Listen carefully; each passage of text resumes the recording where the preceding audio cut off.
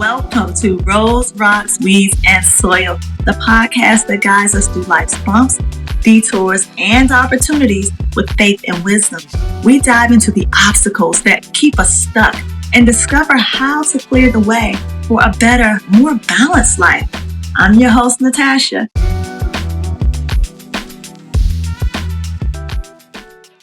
Hey y'all, have you ever walked into your closet and felt teleported into the chaotic back room of a Loman's department store? Remember Loman's? Oh, and I know you remember that back room. No sales. Ooh.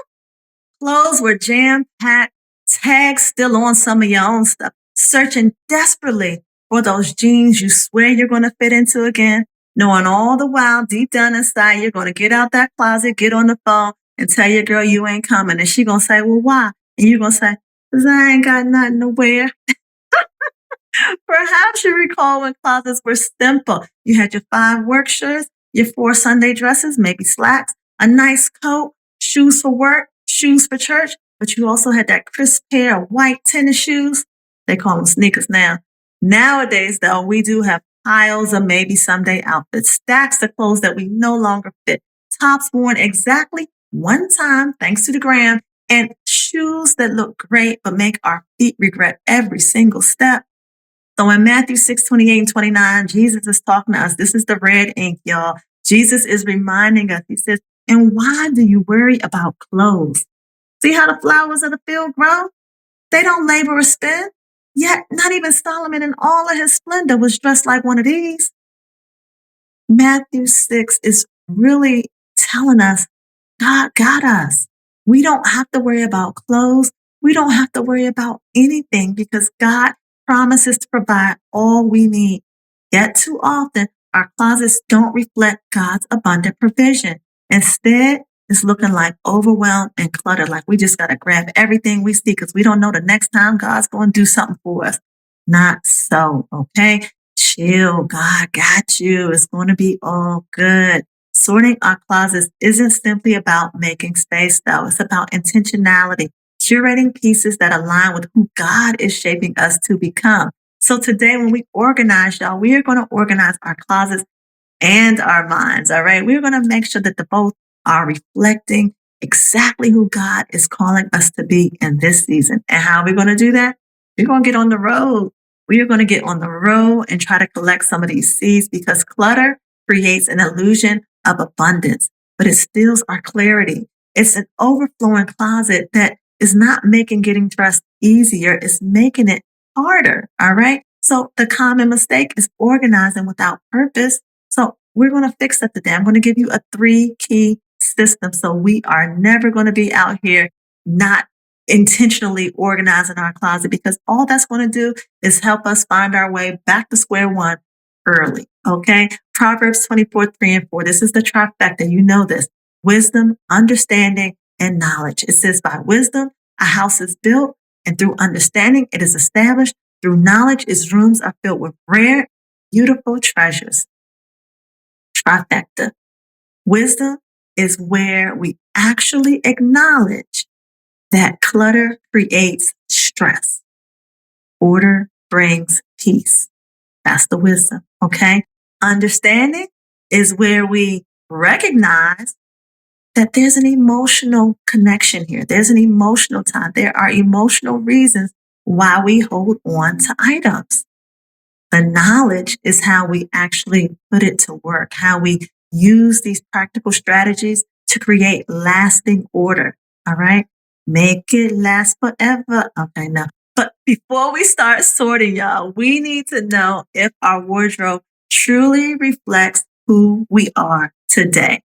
For many of us, this is hard, especially identiholics, because clothing is not just fabric. It represents our stories, our past stories a lot of the times, and our identities. Identities are so important to people like me, okay? So we got to kick these rocks, even the identities, just a little bit out of the way so we can kind of get out of these cycles of clutter. See, it isn't just about the clothes. Again, it's about that deeper connection, the deeper reasons why we hold on. And here are the 3 biggest barriers to an organized closet. And we all know about this first. And I'm going to say 99.999% of us have had this problem at some point in our lives.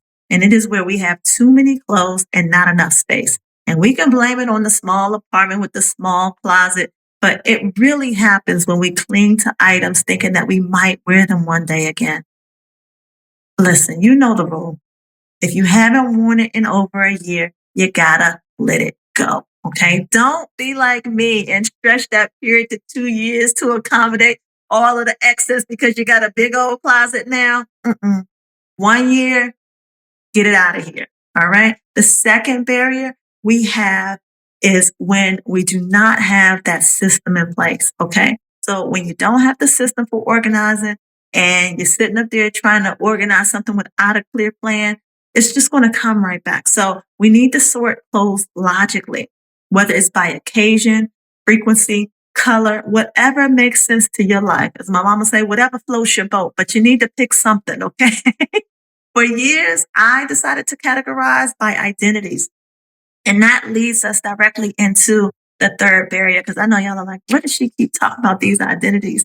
Well, it's the emotional attachment and what I actually call identiholism, all right? And you guys have heard the different people on my shows, my different guests actually call me different names because I have different identities, right? So clothing isn't just functional, it's an emotional armor. And as a survivor, many of us use fashion as a powerful tool to navigate life by creating these multiple identities. Okay. Um, it's not something that happens to you. It's something that you do as a coping mechanism. All right. So during my MFA studies in creative nonfiction writing, I explored this deeply in my thesis. All right. I actually coined the term identaholism to specifically describe how survivors often create these multiple identities as emotional shields, a form of protection, empowerment even, and it helps us dissociate from the past victimhood. All right. So I learned that clothing, and it's beyond enclosed cognition. It's actually just about clothing and style profoundly influencing our self-identification and self-expression and our journey overall towards healing and recovery. I mean, it's a real thing, y'all, and I'll talk about it more later, but not today because I don't want to get too deep. All right. But I'll give you a quick surface example. My corporate suits, that was my Elaine section of my closet. I had my sexy rebellious stuff. That was my Xena section of my closet. Then you got your carefree styles and my youthful vibes. And then all of my glamorous pieces. They were Cali. That's the Cali stuff, all the bling bling, right? And each of those represent distinct identities within my life, right? So I had whole collections to represent these distinct identities. But the key isn't to erase or fix the identities, but it's rather to release the excess. You don't need a full collection. You want to thoughtfully integrate the best pieces into a cohesive wardrobe that genuinely reflects the fullness of who we've become. All right. So ultimately, identiholism is something powerful and even playful. It's not a flaw to correct, but rather a beautiful, beautiful aspect of ourselves. And it's deserving of intentional curation. Okay. So again, I want you to understand there is a shift that needs to be made, but this is the shift. We are not deleting. We are not erasing the identities. What we are doing is letting go of the access. Okay. We are not going to have 30 looks or 40 looks in my case, right? I got like 40 to 50 looks for each identity, but we are going to simply curate a wardrobe that truly reflects the entirety of who we are now. Okay. Ecclesiastes 3:1. There is a time for everything and a season for every activity under the heavens, under the sun. Y'all heard that verse before. Listen, it's a time for everything. Sometimes when the time is up, it's up. We need to celebrate our growth. We need to moderate the excess and intentionally curate the mix and the match of all of it, right? Put it all together into one solid collection because that's who we are. That's who God is wanting us to be. That's who we're trying to become. So what we're going to do right now is try to get ready to slice some of these weeds. All right. We need to implement the simple systems for sustainable order in our closets. Practical 3-key system that's going to help keep us organized. The first key to this system, we are going to use the home for everything rule. What does that mean? There is a home for everything. There's a place for everything. You're going to designate a specific location for each item. You're going to ensure that the things that you use frequent or that you wear frequent, they're in the front of your closet, easily accessible, right? The things that you don't wear as often, maybe seasonal or special items, they can be stored in the back. All right. So your swimsuits, they can go on the back of the closet door or something, but your activewear, if you go to the gym daily, that should be in your top drawer, your lingerie, things like that. Just everything should have a place. And once you have the rule that everything has a place in tap, then you're going to go to the 2-minute rule. If it takes 2 minutes to put it away, put it away. Now, if it takes longer, okay, I get it, lay it to the side. But if it only takes 2 minutes or less to put it away, just put it away. Okay. And the most important part of the system, the third key to the system, is the weekly reset in case we backslide on the first 2 rules. Because it gets hectic. I know. Sometimes it's not enough hours in the day. Y'all know I tell you it's 24. I need at least 27. But we are going to set aside one day each week, maybe a Saturday, for a quick refresh to realign your closet with your current lifestyle. All right. And that reset, maybe it's 30 minutes, maybe it's 45 minutes while you're watching me or listening to me, Got to get that in there, right? But Luke 16:10 says, whoever can be trusted with very little can also be trusted with much. That doesn't mean if you steward a little, you're going to get a lot. I mean, it does, but not the way that you're thinking. See, Luke 16 is actually encouraging us to steward carefully what we've already been given, but it's about managing our essentials thoughtfully and preparing our hearts for God's true abundance, not more things, but richer relationships, deeper experiences, and meaningful growth and prosperity. Again, prosperity not necessarily meaning money, but just that abundance, that richness that we need in our lives, not through things, but through people even, right? It's not about the quantity, y'all. It's about quality. It's not even about luxury brands or pieces. It's about living luxuriously through priceless, meaningful moments that truly fulfill us. All right. So we are going to take the time to intentionally care for our essentials and watch God expand our capacity, not for more things, but for better things, like more prosperous relationships, right? More prosperous experiences, and ultimately just increase in expansion in ways that we can't even imagine. All right. So now we are going to get ready to dig into the soil. This is going to be the clothes and closet clothing rack challenge. All right. Let me say that again. The closet and clothing rack challenge. Get to your closet now. I'm going to meet you upstairs in the studio in 1 minute. All right. Get up there. I'm going to get up there. You get to yours. All right. Let's go.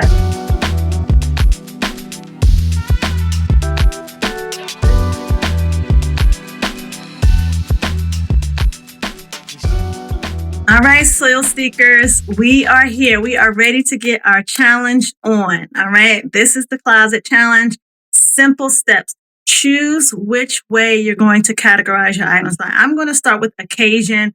Most of my stuff is already kind of separated into those identities anyway. So occasion is typically the Cali stuff anyway. So I'm going to arrange it by the frequency of wear and organize it by color. All right. So I'm going to do this as quickly as possible. I'm going to set the timer for 15 minutes, but I know I'm going to get done this in like 10 minutes this time. All right. Timer is set. All right. Ready? Here goes it.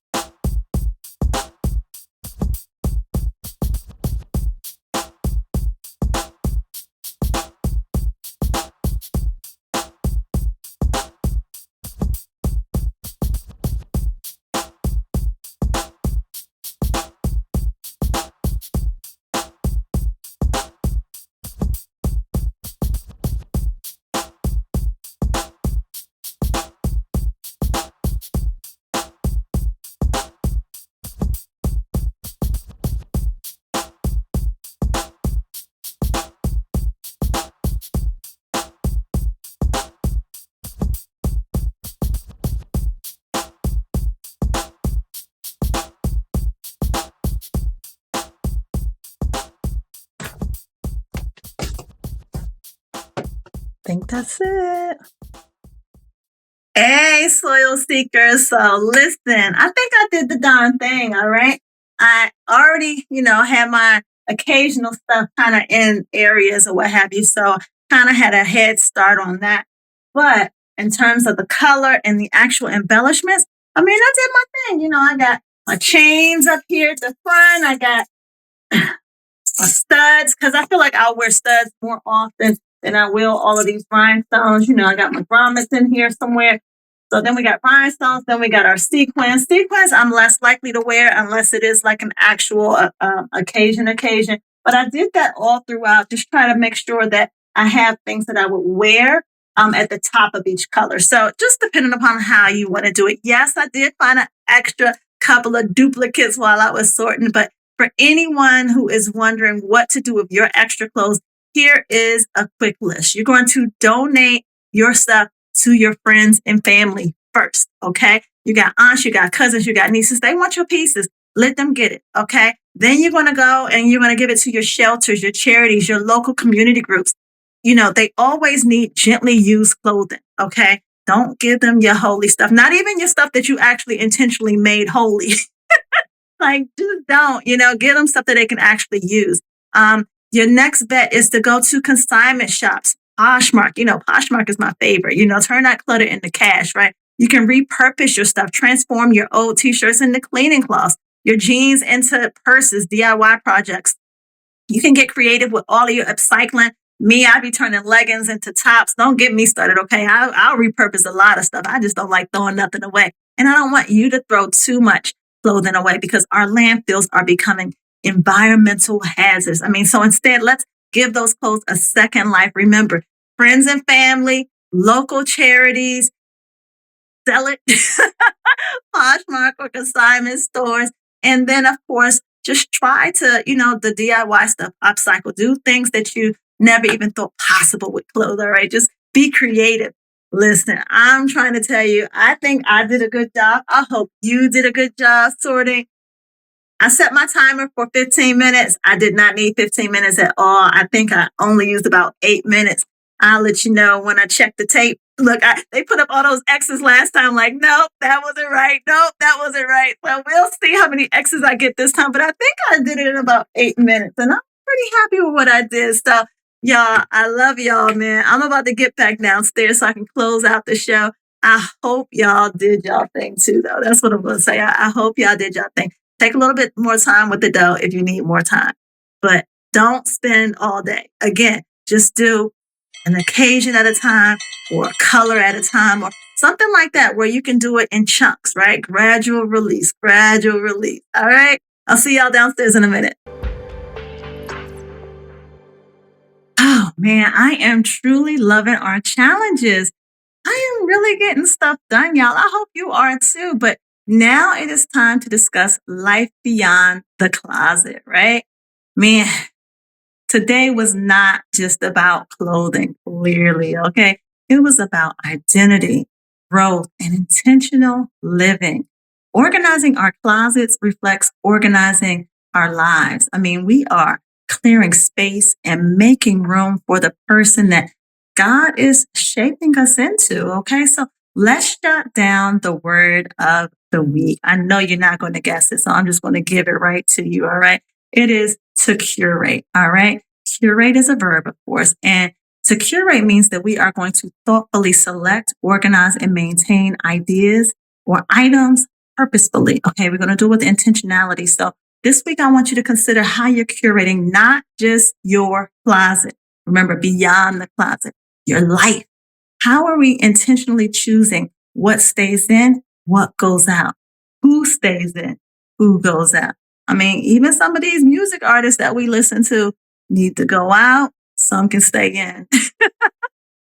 Speaking of that, the song of the week, this song is dope. Okay, I'm not sure if you've ever heard it before. It's called Life Has Changed by Alex John. And the hook has a sample from the R&B Prince of PG County, okay? The one and only Elgin Lumpkin. Don't ask me why I just said this man's full government name like that. You would think I know him or something. I do not. However, when I was coming up, baby, I'm sure like a few of y'all, I sure used to wish I did know this man, okay? Genuine was fine, fine, okay? However, I digress. Alex John samples him as he raves about how God has changed his life. Okay. My whole life has changed. You know that? If I could sing, baby. But listen, I chose this because Alex John takes us beyond the labels, the designer tags, and the cluttered closets that we often use to define ourselves. So when you listen to these lyrics, he's actually saying, I don't need designer because God is the ultimate designer. His lyrics truly inspire me to sift through the many identities that I've created for myself and just kind of reminds me that my true fulfillment isn't going to be found in maintaining multiple selves through multiple possessions or appearances. I mean, it's a lot of work, okay? So it ain't a lot of fulfillment in doing all of that work. I'll tell you that. But the real fulfillment is going to come directly and deliberately from organizing my life, okay? Our lives. So making sure that we are doing it around that singular, authentic identity that God is uniquely crafting for us.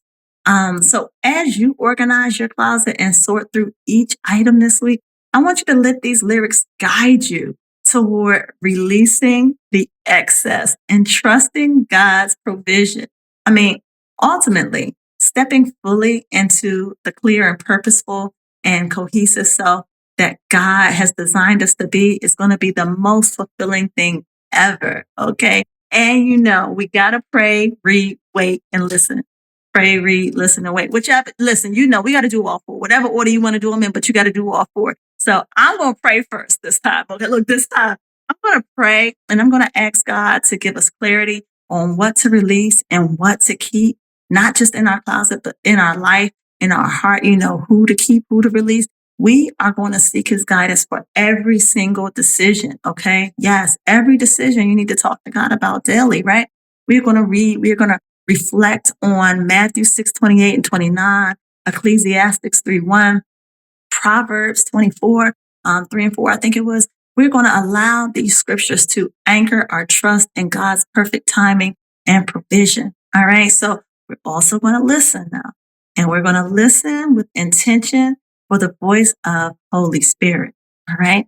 This week, we are listening for the voice of Holy Spirit because we want to know, what is it urging us to release, reclaim, rearrange? And when I say reclaim, I mean, there are some things that we need to take back into our own. Okay. So the hard part though is when we got to wait, because we got to pause before acting impulsively. We got to wait. We got to allow God and Holy Spirit space to speak clearly into our decisions, ensuring that our choices are aligned with his purpose. Okay. Not our own desires and our own impulses. All right. So man, if this episode resonates, you already know what I want you to do. I want you to like it, review it, share it. Okay. Hit that little share button. All right. And I want you to share it with somebody who really needs it. Okay. Connect with me on IG at RRWS Podcast.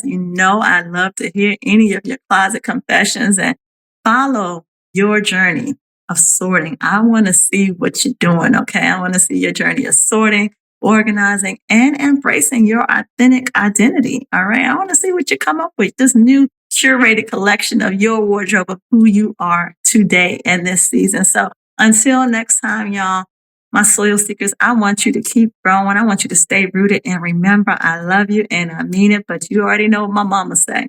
God loves you more. Okay. So join me next time on Roads, Rocks, Weeds, and Soil when it is time to pack it up and move it out. Sis is out of here. Okay. Until then, I'm going to see you in the comments. And man, I can't wait to see what y'all got to say. Like I said, I love when y'all be loving on me. All right. So until then, bye y'all.